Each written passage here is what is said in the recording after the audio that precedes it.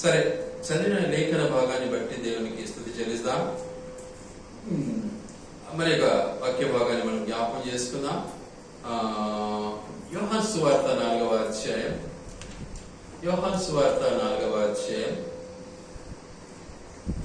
24వ వచనం జ్ఞాపకం చేసుకుందాం.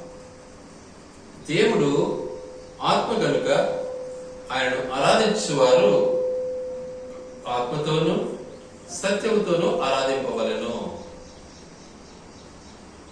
జాగ్రత్త పడాలి. ఎందుకు నేను ఈరోజు బైబిల్ కోరస్ చదివించినాను అంటే చాలా స్పష్టంగా ఉంది వాక్యం. ఏమంటున్నాడు? ప్రతి వానికి జీతం ఇవ్వటానికి నా దగ్గర ఉంది, ఎవడు తప్పించుకోలేడు అంటున్నాడు. ఎవడే కానీ తప్పించుకోలేడు. ఆ రెబ్బ కొడుకు ఎవడన్నా కానీ, ఇక వాడు ఎవడన్నా కానీ మనిషి అనేవాడు తప్పించుకోలేడు, అంతే భూమిపై. కాబట్టి మీరు ఎంత చాటుగా ఎంత దాక్కొని పక్కకు పోవాలనుకున్నా తప్పించుకోలేరు. ఎంత మాటలు మాట్లాడి చాకచక్యంగా మాట్లాడాలనుకున్నా తప్పించుకోలేరు. చాలా స్పష్టంగా చెప్తున్నాడు దేవుడు. కనుక కొన్ని సత్యాలు మనం ఇప్పుడు జ్ఞాపకం చేసుకోబోతున్నాం. బాగా జాగ్రత్తగా ఆలోచించాలి. ఒకటి, ఏమంటున్నాడు అక్కడ? చాలా స్పష్టంగా మాట్లాడతాడు దేవుడు. చూడండి దయచేసి. ఏమంటున్నాడు అక్కడ? వ్రాయబడిన మాట చాలా జాగ్రత్తగా మనం వినాలి. అక్కడ యెరూషలేమునకు సమీపించాడు. ఎందుకు సమీపించాడు? యెరూషలేముకి ఎందుకు వస్తున్నాడు? అసలు ఏంటిది కారణం? వాక్యం ఏమని సెలవిస్తుంది అంటే, పరిశుద్ధ గ్రంథంలో రాయబడినటువంటి మాటలు ఏదోలే మంచి మాటలు కదా, తెలుసుకుంటారులే ప్రజలని కాదు, నీకు ప్రతిఫలం ఇవ్వడానికి ఈ బైబిల్ పరిశుద్ధ గ్రంథం రాసిపెట్టింది. ములాజా ఏం లేదు అక్కడ. నువ్వు విని గ్రహించి అలా నడుచుకుంటే నీకు ఆ ప్రతిఫలం ఉంటుంది. చాలా మంది ఏమనుకుంటారంటే, ఇది మామూలేలే, చెప్తున్నాడు వింటున్నాము అంటారు. కానీ వాక్యం చాలా స్పష్టంగా అంటుంది. యేసు క్రీస్తు ప్రభువుల వారి లోకానికి వచ్చిన తన యొక్క ముఖ్య ఉద్దేశం ఏంటిది అంటే చాలా స్పష్టంగా మాట్లాడతాడు మనతో. చూడండి దయచేసి, మత్తయి సువార్త 5వ అధ్యాయం 17వ వచనం. ధర్మశాస్త్రమునైనను ప్రవక్తల వచనములైనను కొట్టివేయవచ్చి తినని తలంచవద్దు. జాగ్రత్త.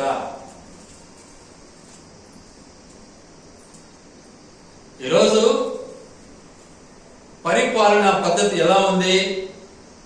ముందున్నోడు ఏదైనా చేసిపోయింటే దాన్ని తీసి పగలగొట్టి పారేసి ఈ రెండో వాడు కొత్త చేసుకోవాలనుకుంటాడు. ఎవడైనా కానీ, ఇక ఇప్పుడోడు కానీ, ముందోడు కానీ, ఇంకొకటి కానీ. కానీ యేసు ప్రభు ఆ పని చేయడానికి రాలే.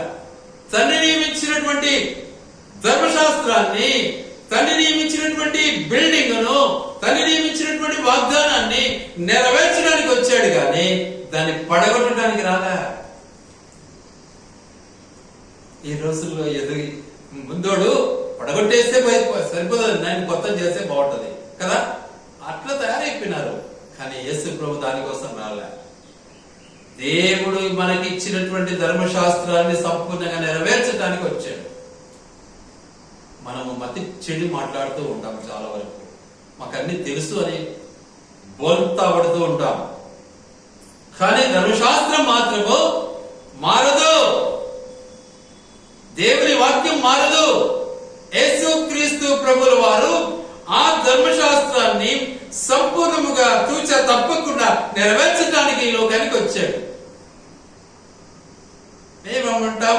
మేము ప్రభు నమ్ముకున్నాము అంటాం. ఏం చేస్తావు? దొంగ పని చేస్తావు. ఏం చేస్తావు? అబద్ధం ఆడతావు. ఏం చేస్తావు? పనికిరాని పని చేస్తావు. దాక్కుంటూ ఉంటావు. ఆ రోజు ఆదామవ్వలు దాక్కున్నట్లే ఈ రోజు కూడా దాక్కుంటూ ఉంటాం. ఏం ప్రయోజనం? ప్రభు నమ్ముకున్నామా? అవునా? నమ్మామా? నిజంగా నమ్మామా? ఆలోచించాలి ఒకసారి. ఎందుకు దాక్కున్నాడు? చక్కగా చెప్పాడు అలా. అయ్యా నువ్వు పిలిచినప్పుడు నేను ఏం చేశాను? చెట్టు చాటున దాక్కున్నాను.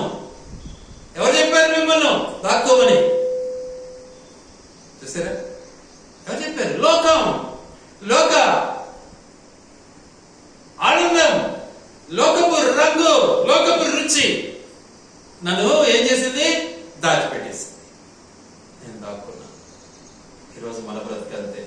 నమ్మినాము, నీళ్ళలో మునిగి తేలినాము అంటామే కానీ దాక్కుంటూ ఉంటాం. కానీ ధర్మశాస్త్రం నెరవేర్చబడుతుంది. రెండే, మంచి చెడు, అంతే. నువ్వు ఇహలోకము సంబంధానుసారముగా మంచి పనులను చేయొచ్చునే కానీ దేవుని దృష్టికి మంచి పని చేస్తేనే దేవునికి నువ్వు ఇష్టమవుతావు. లోకము నేను ఇష్టపడాలని కోరుకుంటే లోకానికి పరిమితం అవుతావు, పరలోకానికి పరిమితం కావు.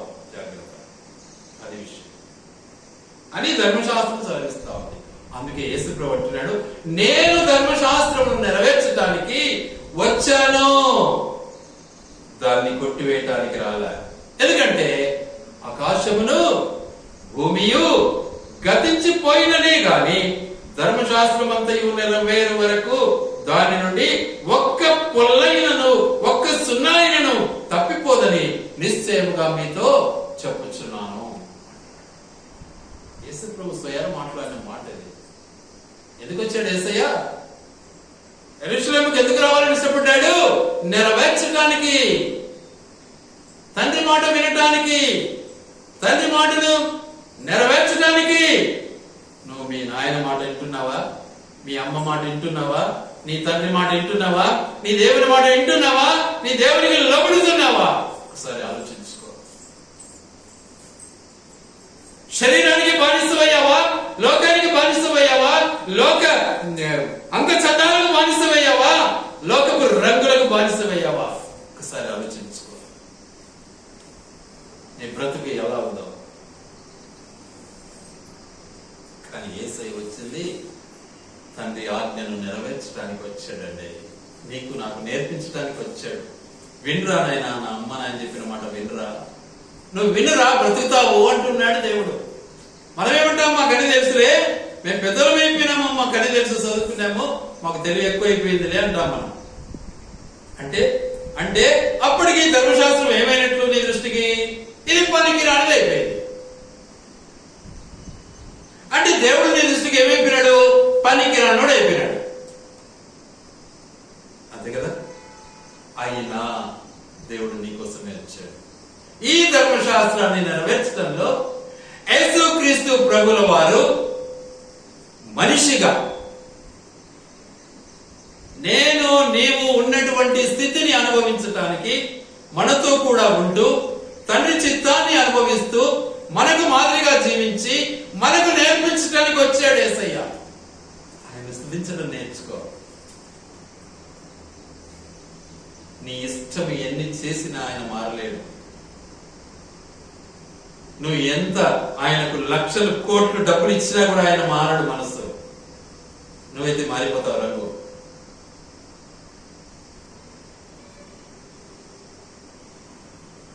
ఈరోజు సంఘాల పరిస్థితి అదే.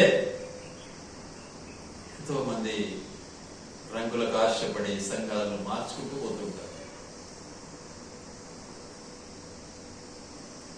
సంఘాలు కూడా మారుతూ ఉంటాయి. ఈరోజు ఒక పేరు ఉంటే ఇంకొక పేరు ఉంటాయి, ఇంకొకటి ఒక పేరు ఉంటాయి. అట్లా ఏం ప్రయోజనం? ఆదాయం ఏడ ఉంటే యాడ బాగా కనపడితే యాడ అబ్బా అంటే ఆడ పేరు. కానీ ఏం పేరు కావాలి? లోకపు పేరు కావాలనా? లోకపు ఆహ్లాదం కావాలనా? ప్రసంగి ఏమంటాడంటే మంచి పేరు కావాలి. మంచి పేరు. ప్రతి మనిషి కూడా మంచి పేరు కావాలని ప్రయాసపడాలి. మామూలుగా ప్రయాసపడతాడు నా పేరు రావాలి అని, కానీ ఏ రూపంలో రావాలి? అందుకే దేవుని యొక్క ఉద్దేశం ఏంటిది అంటే ఆయన వచ్చిన తన యొక్క ఉద్దేశం ఏంటిది అంటే నెరవేర్చడానికి. ఏమిటిది? తండ్రి ఆజ్ఞను నెరవేర్చడానికి. అది మంచి పని. నీ ఇష్టమైంది మంచి పని కాదు, నీకు మంచిగా ఉండేది మంచిది కాదు. చాలా మంది ఇది మన మంచిగా ఉంది, నా దృష్టికి ఇది బాగుంది అంటే కుదరదు. వాక్యాన్ని దృష్టికి మంచిదిగా ఉండాలి, అప్పుడు నీ జీవితం మంచిగా అవుతుంది. అవతరానికి అది చెడ్డది కావచ్చు, కానీ నువ్వు దేవునికి మంచిగా అవుతావు. అది కావాలి, అది నేర్చుకోవాలి. వాడు ఏమో నేను నాకు అన్నం పెడతాడో లేదో, వీడేమో నాకు నీళ్ళు ఇస్తాడో లేదో, వాడు నేను చచ్చిపోయేది పారేస్తాడో లేదో అని భయపడి, వాళ్ళకి భయపడి దేవునికి దూరం అయితే ఈ లోకంలో మనం బ్రతికేది అంతా 70-80. ఆ తర్వాత యుగాలు జీవించాలి. నువ్వు అనుకుంటావు శరీరంతో అయిపోయింది కదా అని, కానీ ఆత్మ అయిపోలే. అప్పుడు యుగాలుగా జీవించడం ఎక్కడ, ఎవరితో, ఏ పరిస్థితిలో ఉంటావు? దేవునితో ఆనందంగా జీవించగలవా? పోతే పై కనబోవాలా, లేకపోతే కింది కనబోవాలి అంతే. లేక నరకంలో ఆకారాలు అనుభవిస్తూ ఏడుపు, పండ్లు కొరకటం, వేలు పెట్టడం, ఏది బాగుంటుంది నీకు? లోక ఆనందం బాగుంటుందే? దేవునితో కూడిన శ్రమ బాగుంటుంది. ఒకసారి ఆలోచించు.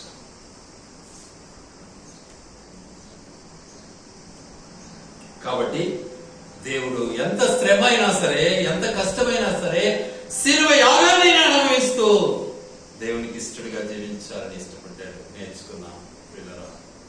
దేవుడు మనకు నేర్పించడానికి వచ్చాడు. ధర్మశాస్త్రాన్ని మన మధ్య నెరవేర్చి, రుజువుపరచి, ఇది చక్కటి మార్గము అని మనకు బయలుపరిచి మనని నడిపించడానికి వచ్చాడు. ఎందుకంటే మనము స్వనీతికి, స్వబుద్ధికి బానిసలమైపోయాం. అందుకే సామెతల గ్రంథంలో మాట ఉంది, 3వ అధ్యాయంలో 5వ వచనంలో. చదవండి దయచేసి తొందరగా. సామెతలు 3:5. నీ స్వబుద్ధిని ఆధారము చేసుకొనక నీ పూర్ణ హృదయముతో యెహోవాను. చూసావా? పూర్ణ హృదయముతో, సంపూర్ణంగా. రోత కాదు, పర్సంటేజ్ కాదు, నీచమైన బుద్ధులవన్నీ నాకు తెలుసులే, నేను చేసుకుంటాలే. అది భయంకరమైనటువంటి విరోధం. సైతాను నిన్ను ఆడిస్తూ ఉంటుంది అన్నమాట. సైతానికి లొంగిపోయిన బ్రతకలే. లోబడటమే దేవునికి ఇష్టం. సబుద్ధికి బానిసలకు కాకూడదు మనం. ప్లీజ్, ఆ పని నేర్పించాడు యేసయ్య. మా దగ్గరికి వచ్చాడు. ధర్మశాస్త్రాన్ని అనుభవించడం అంటే దేవుని ఆజ్ఞలో పాటించడం. తీసివేయాలి. నువ్వేంది ముసలుడా, నీకేం తెలుసు, నేను చెప్పి నేను అన్నా. ఈ రోజుల్లో అదే ఉంది. ఆలోచించుకోండి ఒకసారి. నీ బ్రతుకులో ఏదుందో, నీ ఆలోచనలో ఏదుందో, నీ తలంపులో ఏదుందో, నీ మాటలో ఏదుందో ఒకసారి నువ్వు పరీక్షించుకో. నీకు నేర్పించడానికి యేసయ్య వచ్చాడు. 2 తిమోతి మొదటి పత్రిక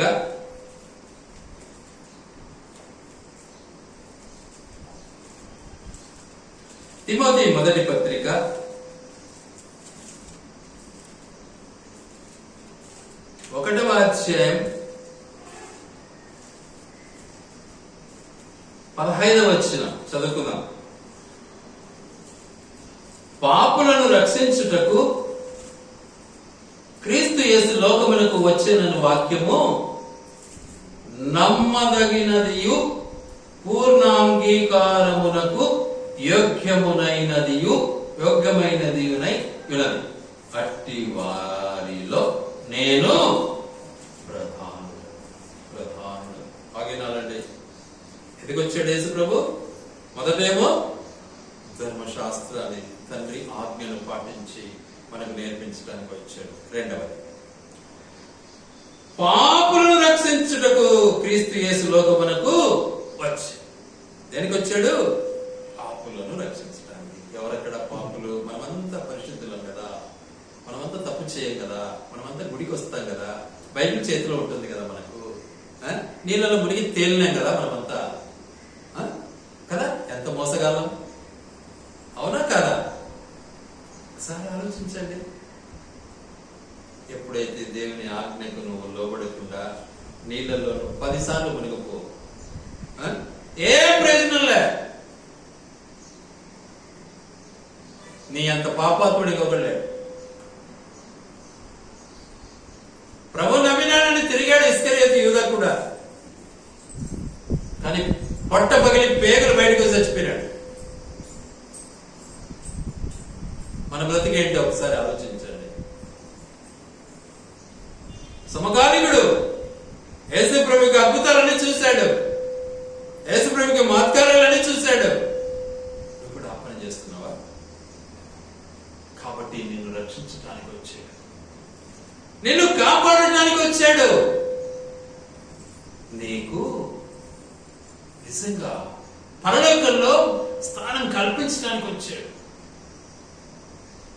అట్టి ఆ యేసు ప్రభువును నువ్వు ఎలా మరచిపోగలవు? ఆయన వచ్చిన ఉద్దేశం అది, నిన్ను రక్షించాలి, పాపము నుంచి నిన్ను విడిపించాలి. ఏంటిది పాపము? ఆజ్ఞ అతిక్రమమే పాపము. నీళ్ళల్లో మునిగి తేలలేను అనేది కాదు పాపము.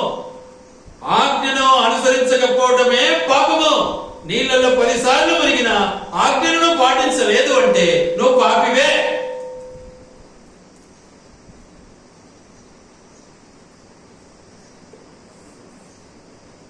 కాబట్టి నీ పాపము స్థితిని నువ్వు గుర్తించకపోతే యేసు క్రీస్తు ప్రభుల వారు నీ పాపం కోసమే కదా లోకానికి వచ్చాడు, నిన్ను కాపాడాలని కదా. ఆ నమ్మకం, ఆ విశ్వాసం నీకుందా? నువ్వు నమ్మినట్లయితే పాపం చేయవు, అబద్ధం ఆడవు, అసలు ఒక్క అబద్ధం ఆడవు. అసలు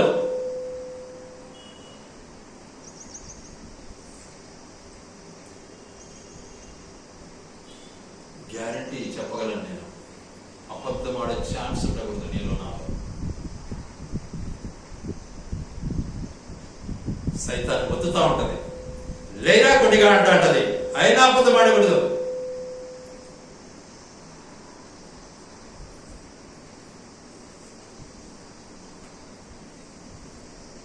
ఏదో విధంగా నిన్ను అబద్ధం చెప్పాలనిపించి చెప్పించాలని సైతాను పోరాడుతూ ఉంటుంది. ఒకటే ప్రశ్న మీద ప్రశ్న వేస్తూ ఉంటది. ప్రశ్న వేసేదే సైతాన్. అసలు ప్రారంభమైందే సైతానుతోనే ప్రశ్న.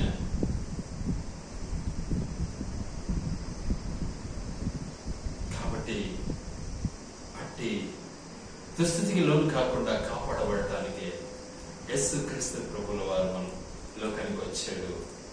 ఎవరు చెప్పారు? అవ్వ చెప్పింది. ఎవరిచ్చారు? అవ్వ ఇచ్చింది. నీకెవరు చెప్పారు? సైతానుడు ఇచ్చాడు. ఎవరు మాట విన్నారు? ఇద్దరు కలిసి సైతాను మాట వింటారు. నువ్వు ఎవరి మాట వింటున్నావు? సైతాను మాట వింటున్నావు. లోపలి స్వభావం నీకు లేదు. ప్రశ్నార్థక జీవితమే నీకు ఉంది. ఏం ప్రయోజనం? రక్షణ ఎలా నువ్వు కాపాడబడతావు?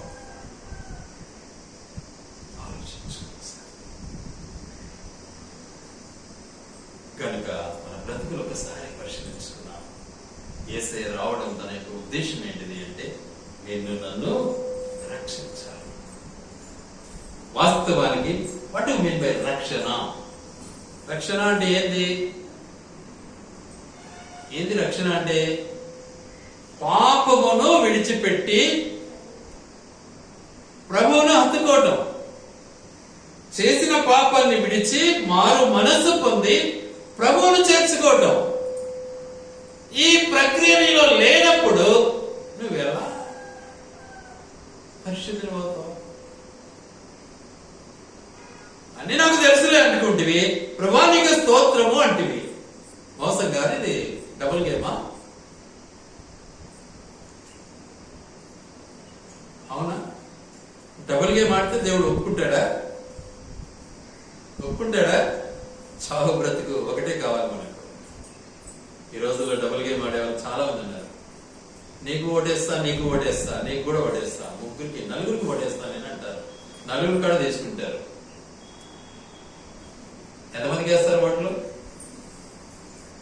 ముగ్గురికి ఏం చేసినారు మీరు? పక్ష మోసం చేశారు. న్యాయవంతులేనా? ఆలోచించండి ఒకసారి. ఎంత అన్యాయం మనలో. ఎవరికే ఇటగా ఉండి ఇటగా ఉండి ఏం ప్రయోజనం ఉంది? కాబట్టి యేసుక్రీస్తు ప్రభుల వారు వచ్చిన తన ఉద్దేశాన్ని మన పట్ల నెరవేర్చాలి అంటే నిజంగా ఆయన మనకు ఏమై ఉన్నాడు? ఆయన మనకేమై ఉన్నాడు? రక్షకుడై ఉన్నాడు. మనం ఏమై ఉన్నామో? పాపులమై ఉన్నాము. మన పాపపు స్థితి నుంచి మనల్ని రక్షించడానికి నిజంగా యేసుక్రీస్తు ప్రభు ఈ లోకానికి రావటం, మనందరి కొరకు ఆయన కలవరి శిలువకు అప్పగించబడి రక్తాన్ని చిందించి వెల చెల్లించి మన కొరకు సమాధి చేయబడి మృత్యుంజయుడై సజీవుడై ఆయన మాట్లాడిన మాట ఏంటంటే, నేను లోకమును జయించి ఉన్నాను. నేను లోకమును జయించి ఉన్నాను. కాబట్టి మీరు భయపడనక్కర్లే, భయపడద్దు. ఆయన అంటాడు, ఈ విధంగా చేయి పెట్టాడు అంటే అర్థం ఏమంటా దీనికి? విన్నారా? ఇట్లా పెడితే ఏమని అర్థం అంట? భయపడద్దు, భయపీయొద్దు. నువ్వు భయపడద్దు, ఇతన్ని భయపెట్టద్దు. కానీ మన దేవుడు అభయం ఇచ్చే దేవుడు. భయపడకుడి, నేను మీకు తోడై ఉన్నాను. కాబట్టి యేసుక్రీస్తు ప్రభువుల వారు నిజంగా మన కొరకు వచ్చిన తన ఉద్దేశం ఏంటిది అంటే, వాళ్ళందరినీ కూడా రక్షించడానికి వచ్చాడు.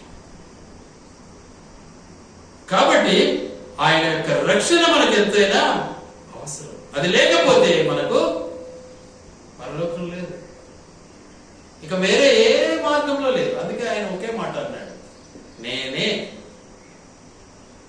మార్గమును సత్యమును జీవము, నా ద్వారా తప్ప ఎవడు కూడా తండ్రి దగ్గరికి వెళ్ళలేడు. ఇదే మార్గము. నువ్వు ఎన్ని మార్గాలు, ఒక్కొక్క గ్రామానికి 10 దారులు ఉంటాయంటారులే, కానీ పరలోకానికి ఒకటే దారి. దొంగ దాపరికంగా ఏమైనా వేరే దారిలో పోదాం అనుకుంటే ఒప్పుకోలేము. అందుకే ఆయన అన్నాడు, నేనే మార్గం, నా ద్వారానే. So I am the saviour of the world. నేను రక్షించేవాడను, కాబట్టి నేను రక్షించడానికి నేను వచ్చాను అంటున్నాడు. సో ఆ రక్షణ దేవుడు మనకిచ్చాడు. కాబట్టి ఆయన మనం ఆరాధించడం నేర్చుకోవాలి. నంబర్ 1 దేనికి వచ్చాడు ఆయన? తండ్రి ఆజ్ఞను నెరవేర్చి మనకు నేర్పించడానికి వచ్చాడు. నంబర్ 2 దేనికి వచ్చాడు ఆయన? దేనికి వచ్చాడు ఆయన?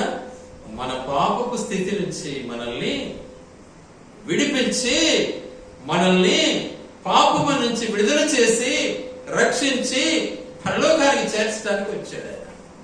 నంబర్ 3 మూడవ భాగాన్ని ఒకసారి జ్ఞాపకం చేసుకున్నాం. చూడండి దయచేసి, లూకా సువార్త 19వ అధ్యాయం.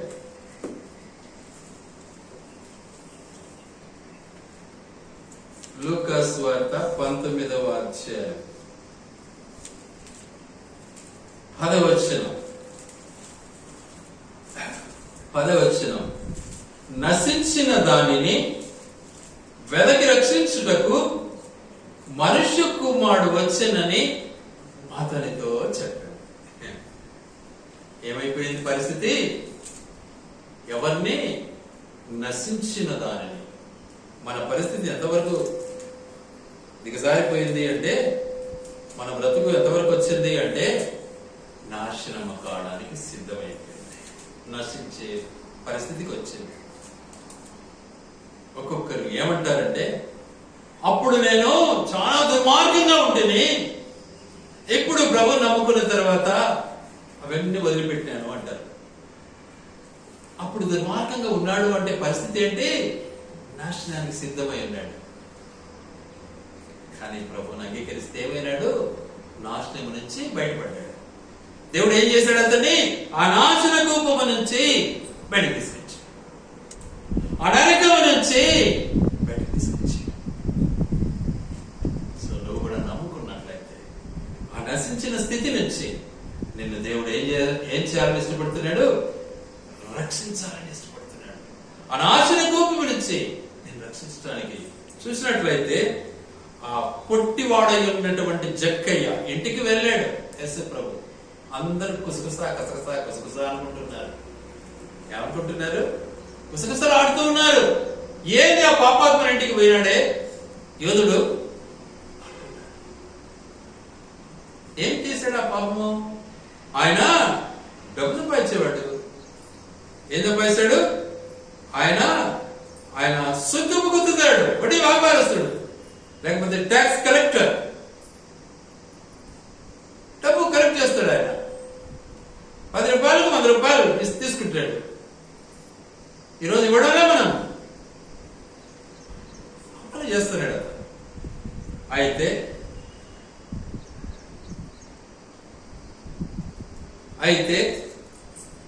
ఎప్పుడైతే యేసు ప్రభువుని చూడాలని ఇష్టపడ్డాడో, చూసారా,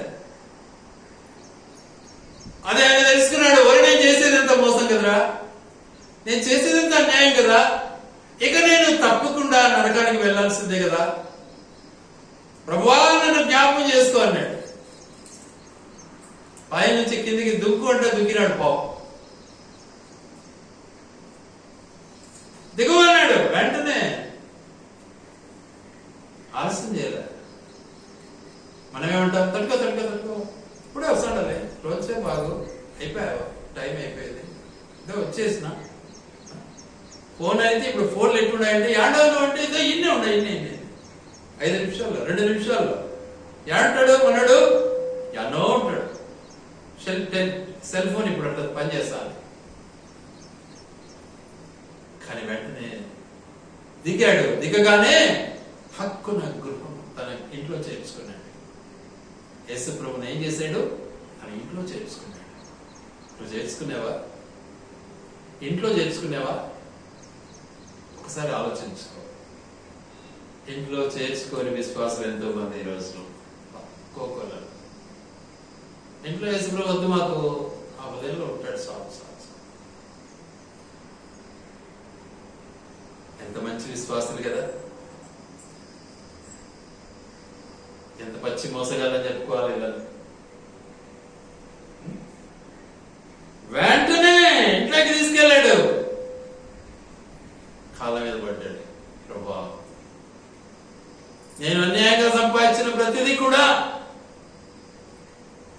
1కి 4 గంటలు చెల్లిస్తా, నాకు అంతేగా. ఎందుకు? నువ్వు ఉంటే నాకు చాలు. ఏసే దొరికాడు. ఫినిష్. ఇక నేను నాశనం కాను, ఇక నేను నశించాను.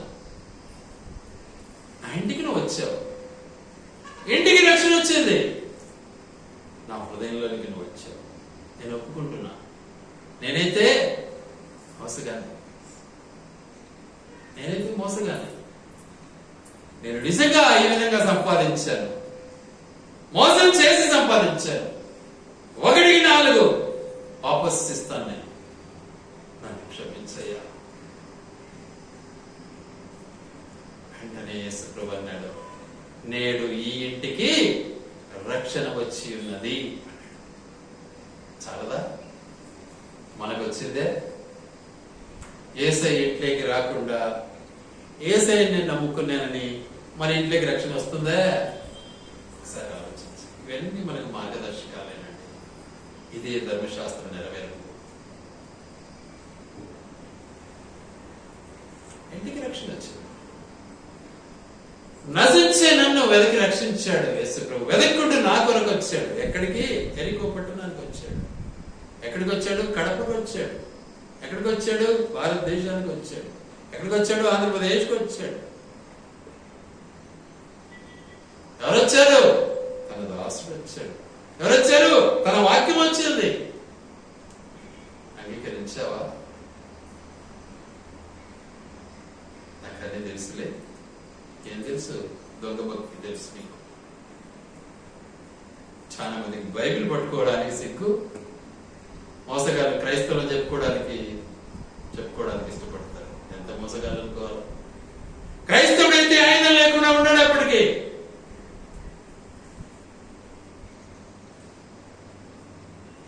కాబట్టి నిన్ను నన్ను రక్షించడానికి వచ్చాడు మన ప్రభు. తన యొక్క అమూల్యమైనటువంటి రక్షణ మనకు కొదవలేనిదిగా ఉంది. ఎందుకు అంటే ఎవడు ఎప్పుడు చూడలే. మరి యేసు ప్రభువును చూసారా? ఎప్పుడైనా చూసారా? చూద్దాం ఆ మాటలు ఒకసారి. యోహాను సువార్త 1వ అధ్యాయం 18వ వచనం చదువుతున్నా. ఎవడును ఎప్పుడైనాను దేవుని చూడలేదు, తండ్రి రొమ్ముననున్న ద్వితీయ కుమారుడే ఆయనను బయలుపరచను. చూసారా? ఎవడు చూడలే, కానీ ఆయన చూపించడానికి వచ్చండి. ఆయన ఉన్నాడు రా, నాయన మాట వినరా, ఆయన చెప్పినట్టు విన్నాయన. నాయన నన్ను పంపించినాడు నీకు చెప్పడానికి. మాకు తెలుసులే కదా. ఎంత దిగజారిపోయిన బ్రతికైపోయింది మనకు మనం గొప్పలో అనుకుంటాం. మళ్ళీ ఒక పక్క ఏం ప్రయోజనం? దానివల్ల మనకేం లాభం? కాబట్టి నశించిన దాన్ని, మనమంతా నాశనానికి వెళ్ళిపోయి మనల్ని రక్షించడానికి వచ్చాడు యేసు.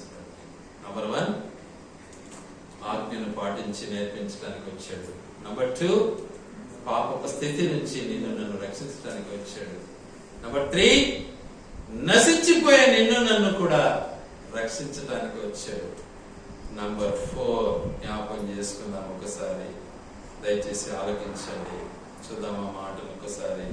చూడండి, యోహాను సువార్త 5వ అధ్యాయం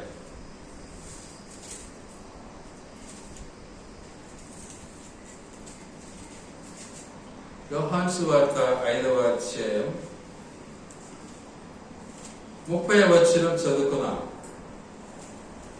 నా అంతటా నేనే ఏమీ చేయలేను, నేను వినునట్లుగా తీర్పు తీర్చుచున్నాను.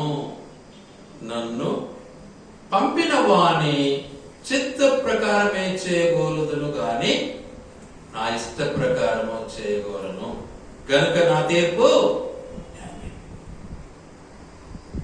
చూసారా? బాగినాలి మాట. ఎలాంటి తీర్పు తీరుస్తున్నాడు ఆయన? తండ్రి చెప్పినట్లు తీర్పు తీరుస్తున్నాడు. ధర్మశాస్త్రం చెప్పినట్లు తీర్పు తీరుస్తున్నాడు.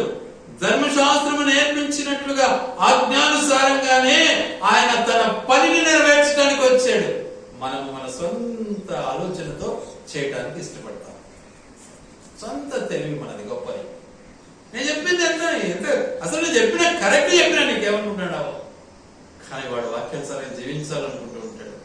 పెడిచేయి పెట్టాలని ఇష్టపడుతూ ఉంటాడు. ఏం ప్రయోజనం?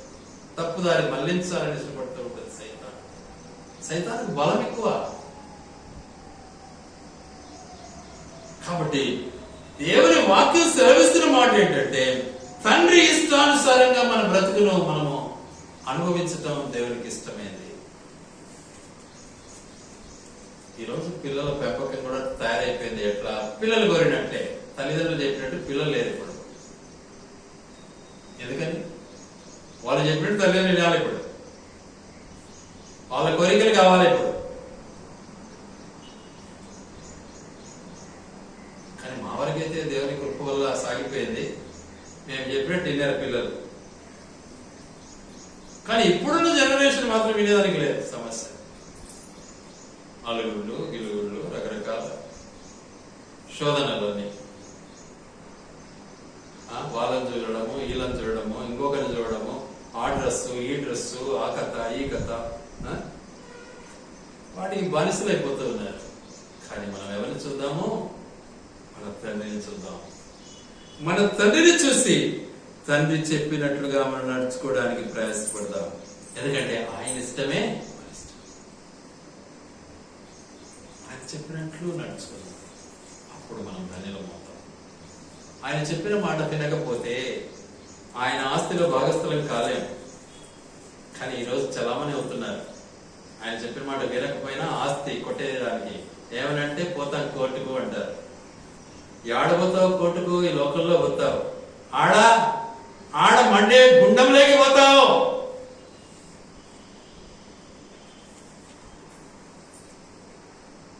తండ్రిని ధిక్కరించి పరలోకానికి చేరలేవు.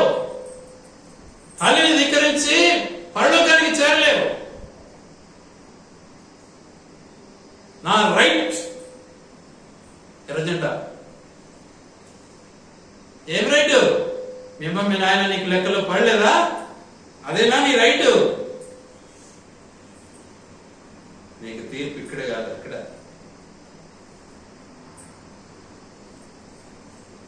అక్కడుంది ఉసలపడి. కాబట్టి దేవుని యొక్క ఉద్దేశం ఏంటిది అంటే తన యొక్క స్థితిని, పరిస్థితిని మనకు నేర్పించటానికి ఇష్టపడుతున్నటువంటి తన యొక్క ఉద్దేశం మన జీవితంలో మనము నేర్చుకోవాలన్నదే దేవుని యొక్క ఉద్దేశం. కాబట్టి ఆయన చిత్తాన్ని, ఆయన ఇష్టాన్ని నెరవేర్చడానికి ఈ లోకానికి మనం వచ్చాం. అందుకే అంటాడు 38వ వచనం, 6వ అధ్యాయం 38వ వచనం కూడా ఆ మాట ఉంటుంది. చూడండి దయచేసి. నా ఇష్టమును నెరవేర్చుకుంటకు నేను రాలేదు, నన్ను పంపిన వారి చిత్తము నెరవేర్చుటకి పరలోకం నుండి దిగి వచ్చితిని. తండ్రి ఇష్టాన్ని, తండ్రి చిత్తాన్ని నెరవేర్చడం పిల్లల యొక్క భాగ్యం, పిల్లల యొక్క గొప్పతనం, పిల్లల యొక్క బహుమానం, పిల్లలకు రావాల్సిన ఆస్తి. అటులా ఎంత ఆస్తి వచ్చింది, ఎంత డబ్బు వచ్చింది, ఎంత ఇది ఆస్తి అంటే తల్లిదండ్రి మాట వింటే ఆశీర్వాదం. అప్పుడు నీ జీవితం ఆనందంగా ఉంటుంది. నా జీవితంలో నేనైతే అది నేర్చుకున్నాను చిన్నతనం నుంచి. నాకు చిన్నతనం నుంచి తండ్రి దూరంగానే ఉన్నాడు ఎక్కువగా. నా తల్లి నన్ను పోషించడం, నన్ను పెంచింది. నా తల్లి మాటలు జవదాటలేదు ఎప్పుడే. కానీ తల్లి మాటను ఎప్పుడు జవదాటలే. తల్లి నన్ను ఎప్పుడు మిస్గైడ్ చేయలే.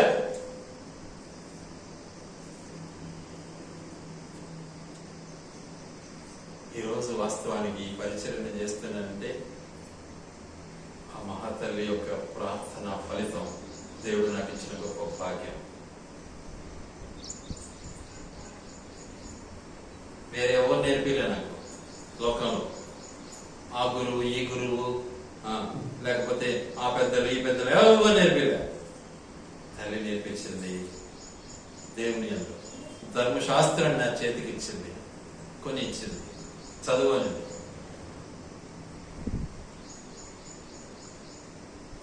చదవడం ప్రారంభించిన, అనుసరించటం దేవుడు నాకు నేర్పాడు. అందుకే నా యొక్క పనిలో, ఉద్యోగంలో దేవుడు నాకు ఇచ్చిన గొప్ప విజయం, గ్రాండ్ సక్సెస్. ఎక్కడే కానీ ఫెయిల్యూర్ కాలే. ఒక చోట సైతాను పోరాడింది నన్ను, కానీ సైతాను ఓడిపోయింది. దేవుడు కాపాడాడు. నేను చెప్తే టైం చాలా ఎక్కువైపోయింది ఇప్పటికే. కాబట్టి ఇంకా ఒక్క మాట చెప్పి నేను ముగిస్తాను. ఇంకెందుకు వచ్చాడు దేవుడు? నిన్ను నన్ను కాపాడి మనల్ని పోషించడానికి వచ్చాడు. చూడండి యోహాను సువార్త 10వ అధ్యాయం 10వ వచనం.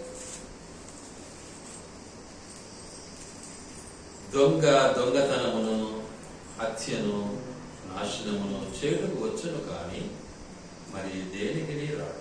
గొర్రెలకు జీవం కలుగుటకును అది సమృద్ధిగా కలుగుటకును నేను వచ్చి తినని మీతో నిశ్చయంగా చెప్పుచున్నాను. నేను గొర్రెలకు మంచి కాపరిని, మంచి కాపరి గొర్రెల కొరకు తన ప్రాణమును పెట్టడు. ఇది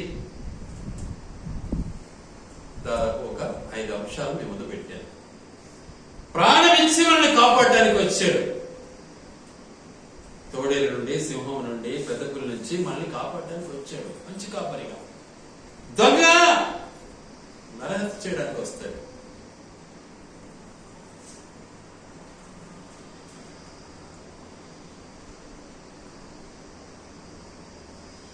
కాబట్టి మనల్ని కాపాడి మనల్ని నడిపించాలని తన ప్రాణం పెట్టి మనల్ని బ్రతికించడానికి వచ్చాడు. నంబర్ 1, ధర్మశాస్త్రము తండ్రి ఆజ్ఞానుసారంగా నడిచి మనకు నేర్పించడానికి వచ్చాడు. నంబర్ 2, దేనికి వచ్చాడు? పాపము నుంచి విడిపించి మనం రక్షించడానికి వచ్చాడు. నంబర్ 3, నశించే మనల్ని తప్పించి కాపాడడానికి వచ్చాడు. నంబర్ 4,